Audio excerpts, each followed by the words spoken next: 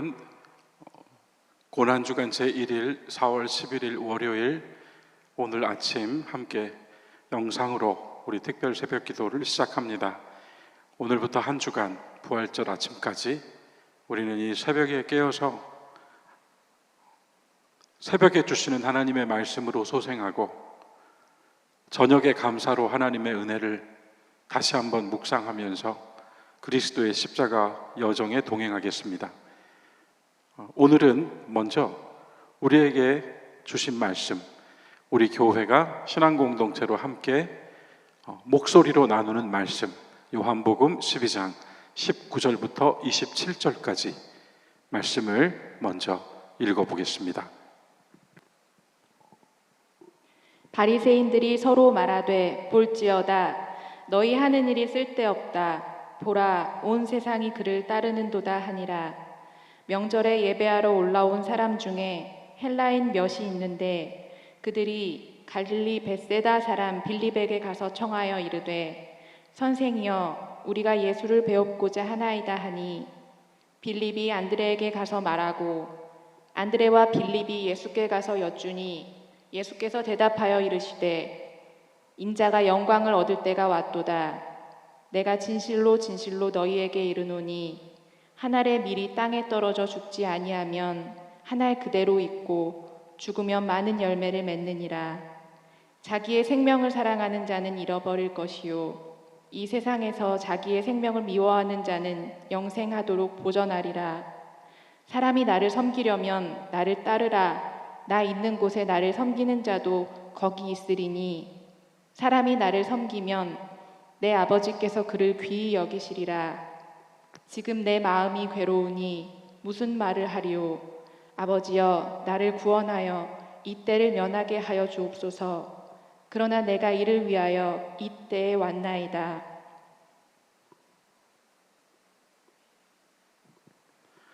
네, 교회 여러분, 이를 위하여 이 때에 왔나이다. 주님의 말씀을 우리는 목소리로 들었습니다.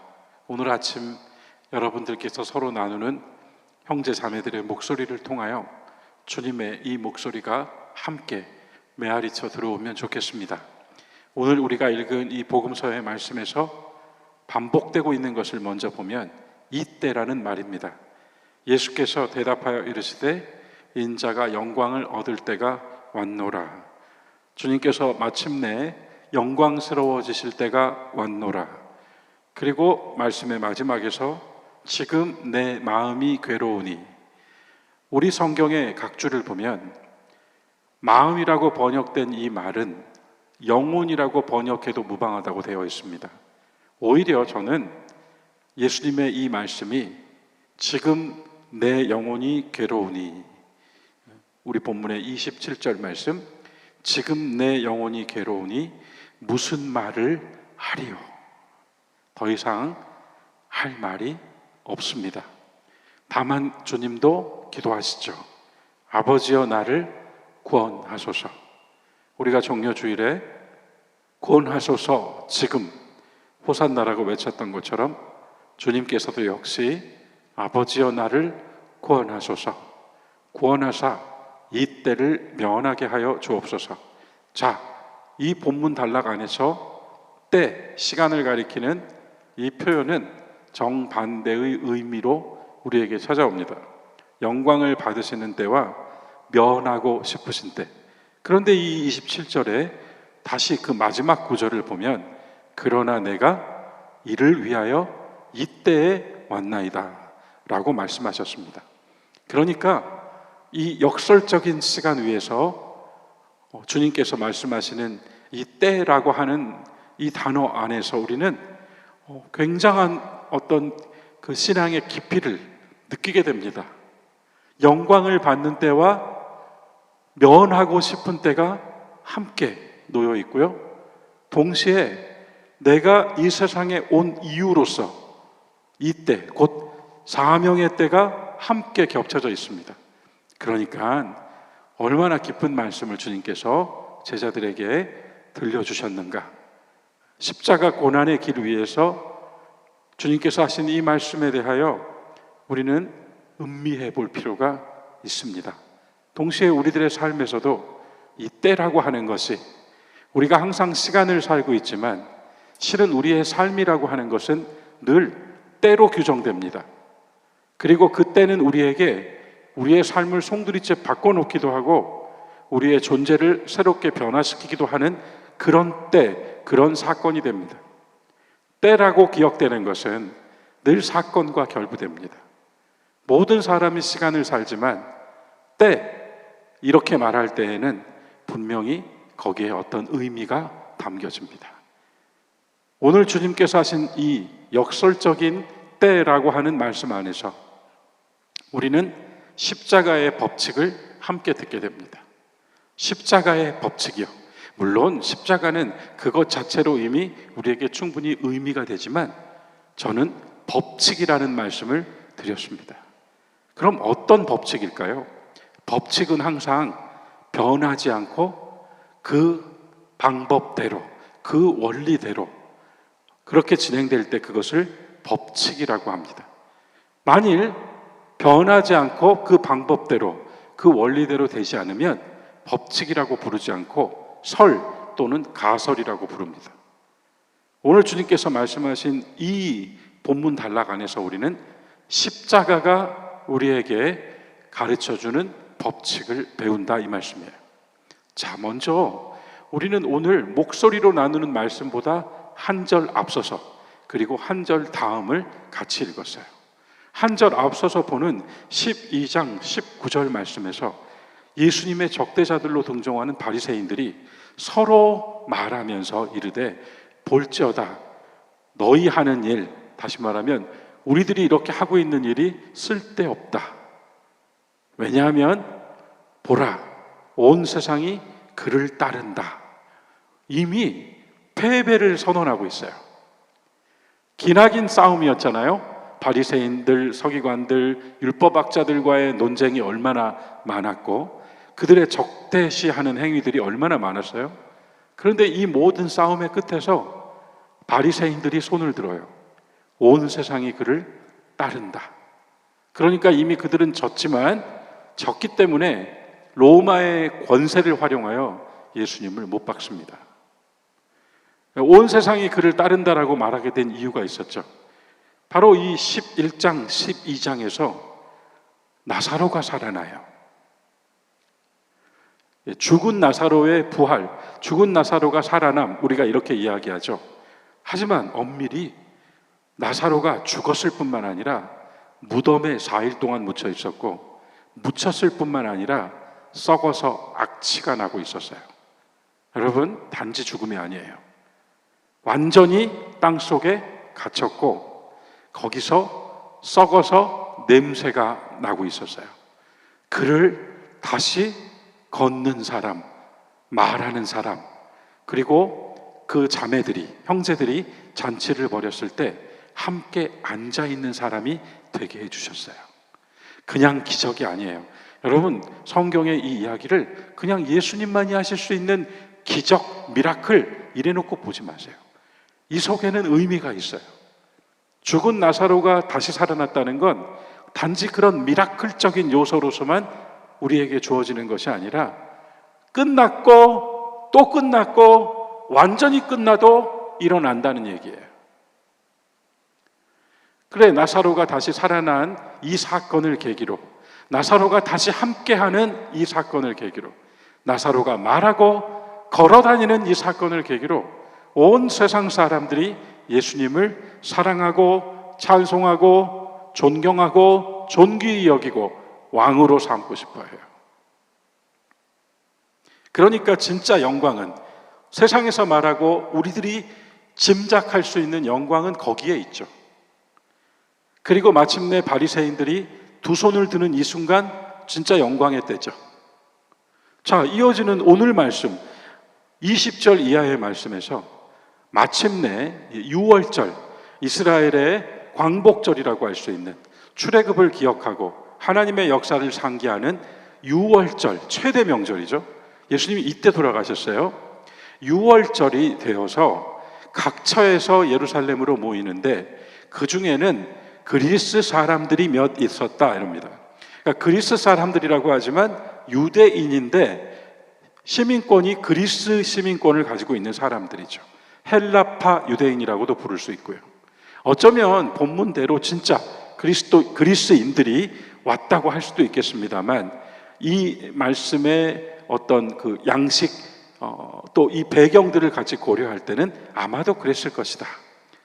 이제 마침내 타국에 살고 있는, 타국의 문화와 종교를 가지고 있는, 타국의 철학과 세상을 가지고 있는 사람들이 예수님을 만나고 싶어하는 그때가 왔어요. 제일 먼저 제자 빌립에게 부탁했죠. 뭐라고 부탁합니까? 선생이여, 우리가 예수를 뵙고 싶습니다. 제자 빌립이 그들에게 선생이라고 불려요. 그리스 사람들은 우리가 아는 대로 이미 철학의 전성기를 구가하던 사람들이죠. 그리스의 철학, 로마의 정치가 그레코 로만 사회를 형성하던 시대예요. 그들이 선생이라고 부른다는 건 배울 것이 있다는 의미예요. 그리스 사람들이 와서 빌립에게 선생이라고 불러요. 그러면서 예수님을 뵙고 싶습니다 하자 빌립이 안드레에게, 베드로의 형제인 제자 안드레에게 찾아가고, 결국 빌립과 안드레가 함께 와서 예수님께 이 청을 넣었죠. 그리스 사람들이 주님을 뵙고 싶다고 합니다. 그때 하신 말씀이 이제 인자가, 사람의 아들이 영광을 얻을 때가 왔노라. 여기 이제 때가 나왔습니다. 유대인들도 높이 평가하고 예수님의 적대자들이 항복하고 다른 나라 사람들이 와서 예수님을 만나고 싶어하는 때라고 한다면, 말 그대로 온 세상이 그를 따르는 때가 분명하죠. 그런 가운데 모든 사람들이 찬미하는 이때를 주님께서 영광을 받으실 때라고 말씀하시는데, 여기서 영광은 바로 세상의 방법, 세상 사람들이 생각하는 그 영광이 아니었습니다. 십자가의 법칙이 시작됩니다. 주님께서 생명의 사역을 일으키시고 하나님 나라 운동을 펼쳐나가심에 있어 모든 사람들이 주님을 찬미하고 왕으로 섬기려고 하는 그것을 바탕으로 하여 주님의 생명 사역이 일어나는 것이 아니라는 것을 바로 이어지는 말씀을 통해 전하시죠. 이어지는 12장 24절은 요절 같은 말씀이죠. 십자가의 법칙이 담겨 있는 말씀이에요. 내가 진실로 진실로 너희에게 이르노니 한 알의 밀이 땅에 떨어져 죽지 아니하면 한 알 그대로 있고 죽으면 많은 열매를 맺느니라. 십자가는 바로 이 사건을 담고 있다고 하시는 거죠. 이제로 주님께서 영광을 받으실 때이자 역설적으로 모면하고 싶으신 때의 바로 그 사건이 십자가인데, 그 십자가가 가지고 있는 법칙은 바로 하나가 죽어 많은 것을 산출하고 확장시키는 그러한 역사라고 이야기하고 계십니다.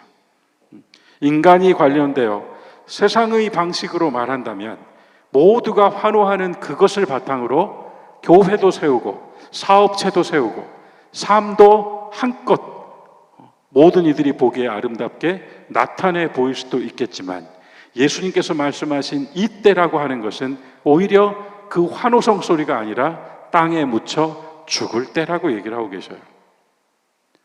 그러면서 한 알의 밀알이 땅에 떨어져 죽으면이라고 함으로써 우리는 십자가의 법칙 속에 담긴 씨의 생명에 대한 이야기를 접하게 됩니다. 봄에 아주 작은 씨를 이 손가락 위에 올려놓고 그 씨를 바라보면서 그 씨를 보는 것이 아니라 이 씨가 땅에 묻혀서 생명을 발화하여 큰 나무가 되는 것을 보는 것이 영안이겠죠. 나는 비록 내 눈으로는 보이지도 않는 작은 씨를 보지만 내 마음의 눈은 이 씨가 땅에 떨어져서 큰 나무가 되는 것을 함께 보는 거예요. 우리가 우리의 아이들을 볼 때, 우리가 그 잠재력과 희망을 볼 때, 비록 어린 아이를 보지만 이 아이가 앞으로 살아가서 장성하고 자기 삶을 끌어가는 모습을 함께 그리듯이 십자가를 그렇게 보라는 거예요. 저 십자가는 로마의 형틀이지만 사람들을 감동시키고 변화시키시는 하나님이 새로 만드신 표지가 된다는 것도 염두에 둬야 되겠어요. 그렇다면 반대로 저 길가에 있는 큰 나무를 볼 때 우리는 저 성장한 나무를 보는 것이 아니라 저 나무를 만들어낸 땅에 떨어져 죽은 작은 씨를 보는 거예요. 이게 십자가의 원리입니다. 껍데기가 벗겨져서 그 씨 안에 있던 씨의 생명이 발아해야만 나무가 될 수 있는 거예요. 사람들이 환호하는 환호성 속에 때가 있는 것이 아니라 껍데기가 벗겨지는 때가 바로 생명이 산출되는 때이고 하나님의 역사가 시작되는 때라고 하는 것을 십자가로 말씀해 주신 것이죠. 그리스도께서 그와 같이 가시겠다고 한 거예요.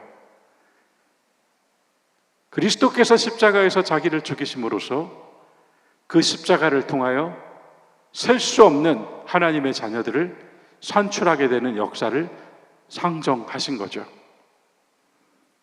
우리는 주님의 일을 바로 이 관점으로 가져가야 합니다. 우리는 황금 같은 기회를 붙잡는 것이 아니라 기꺼이 껍데기를 벗어 우리의 진짜가 드러나게 하는 방법을 찾아 나가야 돼요. 그것을 이어지는 말씀으로 주님께서 우리에게 주셨어요. 자기의 생명을 사랑하는 사람은 잃어버릴 것이고 이 세상에서 자기의 생명을 미워하는 사람은 영생하도록 보존될 것입니다. 갑자기 던져지는 말씀이죠. 십자가, 그리스도의 십자가, 예수님의 십자가가 이제 우리들에게 법칙이 되어 오는 거예요. 진짜는 우리가 죽어야만 나타난다라고 하는 말씀이에요. 그런데 여기서 사용된 이 생명, 자기의 생명 두 번 나왔죠. 여기서 사용된 생명이 푸시케, 슈케라는 단어거든요. 이 슈케라고 하는 단어는 말 그대로 육신의 이 목숨, 혼 이런 이야기로 번역될 수 있어요. 그런데 주님께서 말씀하신 영생, 이게 표현상 영생인데요. 여기서도 역시 생명이란 말을 쓰신 거거든요.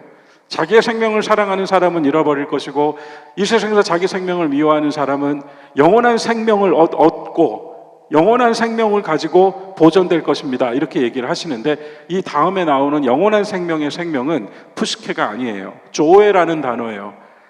원천의 생명, 영원한 생명, 달리 어떻게 우리 말로는 표현할 수가 없네요.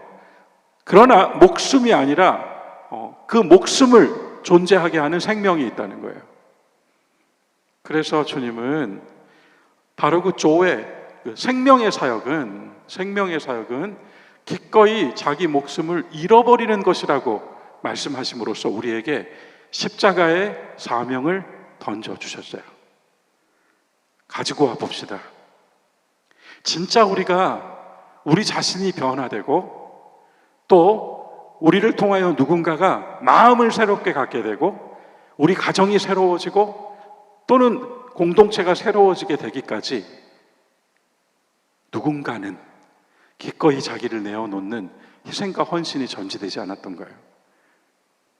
누군가가 기꺼이 자기를 내어주었기 때문에 우리는 함께 더불어 가정을 이루고 공동체를 이루고 사회를 구성하고 나라와 민족으로 살아갈 수 있지 않습니까? 먼저 가깝게 얘기했을 때.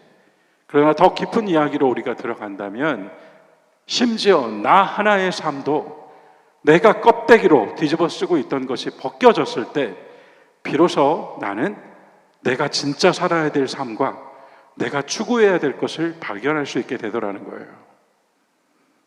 십자가의 법칙은 죽고 살되 살며 확장하는 것입니다.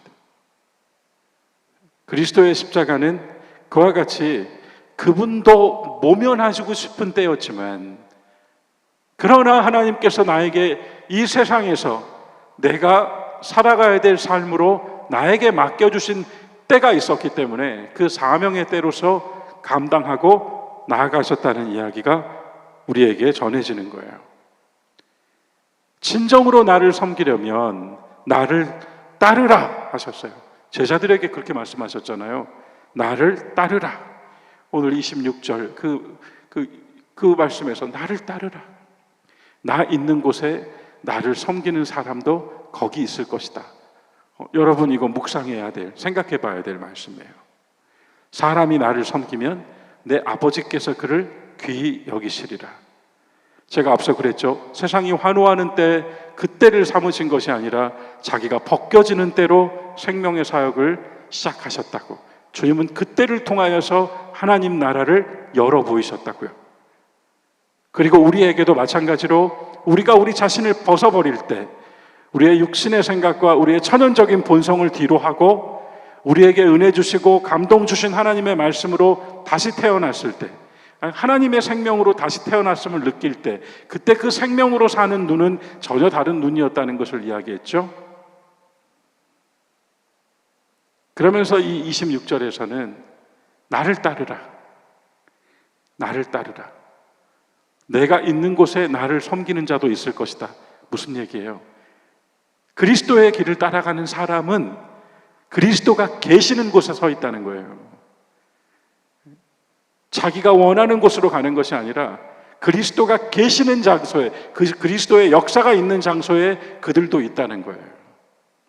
반대로 우리는 그리스도의 이름 안에서 이것이 주님의 일이라고 생각하는 자리에 서 있어야 된다는 얘기예요. 사람이 나를 섬기면 세상이 귀히 여기는 것이 아니라 아버지께서 귀히 여겨주실 것이다. 어떤 칭찬과 영광을 받고자 우리는 살아가고 있는가? 나는 아버지 하나님의 귀히 여기심을 받으며 살아가고 있습니다. 그것이 자기 십자가를 지고 자기를 부인하면서 걸어가는 그리스도인의 길입니다. 예수께서 먼저 가셨고 나를 따르라 하신 길입니다. 오늘 말씀을 정리하면서요, 내가 뒤집어 쓰고 있었던 씨앗의 껍질 같은 이 껍데기에서 해방되기 전까지는 내가 어떤 모습으로 살아가는지 알지 못했습니다. 하지만 그것이 어떤 사건 또는 어떤 상황, 병, 어떤 일들로 인하여 벗겨짐을 받게 되었을 때, 벗겨졌을 때 비로소 나는 진짜 나로 다시 서게 되었습니다. 작은 씨앗 하나를 보면서도, 어린 생명을 보면서도 큰 나무를 볼 수 있는 눈과 큰 나무를 보면서 이 나무가 되기까지 땅에 떨어져 죽은 작은 씨를 함께 볼 수 있는 사람, 그가 바로 십자가의 법칙으로 살아가는 사람일 것입니다. 사랑하는 여러분, 오늘 이 첫날 묵상, 그분은 어떻게 영광을 얻으셨는가? 그분은 사람들이 환호하는 그 기회를 붙잡으시고, 또한 바리새인이 항복한 그때를 기회 삼아 영광을 얻으신 것이 아니라 그분의 죽음과 부활을 통하여 영광을 얻으셨습니다. 우리 또한 그리스도를 따라가면서 많은 때에 우리 자신을 내려놓고 죽여야 하는 그러한 순간들을 경험합니다. 그러나 그러한 순간들이 있음으로 말미암아 우리 자신도 또 우리와 함께하고 있는 사람들도 생명을 나눌 수 있습니다. 자기 목숨을 잃어버리는 자는 하나님께서 생명을 더하여 주신다는 말씀을 단지 목숨을 끊으라고 하는 육체적인 이야기로 우리는 읽지 않습니다. 자기를 부인하며 나아갈 때 우리를 귀히 여겨주시는 하나님이 나타나 보이는 것입니다. 다시 한번 이 십자가의 길 위에서 나 자신의 그 덧칠되어 있었던 것들을 벗겨보면서 진짜 하나님이 사랑하시는 어린아이와 같은 나로 그리스도의 십자가를 바라보고 주님을 따라 살아야지, 내가 있는 곳에 나를 따르는 자도 있다 하신 것처럼 내가 가는 곳에 주님이 계신 곳이 함께이기를 바라는 마음으로 걸어가야 되겠습니다.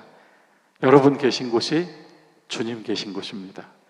어디에 있든지 주와 함께 아버지의 귀히 여기심을 받는 귀하고 존엄한 생명임을 기억하면서 이 목숨으로, 이 껍데기로 어떠한 형편을 당하시더라도 절대로 굴하지 마시고 십자가보다 더 낮아지는 것은 없으니 용감하게 하나님 생명으로 살아가시는 우리 초동의 교우들 되시기를 주님의 이름으로 축원합니다. 오늘 첫째 날 묵상, 내가 이것을 위하여, 이 십자가를 위하여 이때에 왔습니다. 우리의 시간도 흘러가는 시간이 아니라 흘러가는 시간 속에서 하나님이 함께 하시는 때로 살아가는 우리들의 시간이 또한 될 수 있기를 바랍니다. 우리 함께 오늘 말씀 잠시 묵상하며 기도함으로 오늘 새벽 기도 첫날 말씀 나눔 마치겠습니다.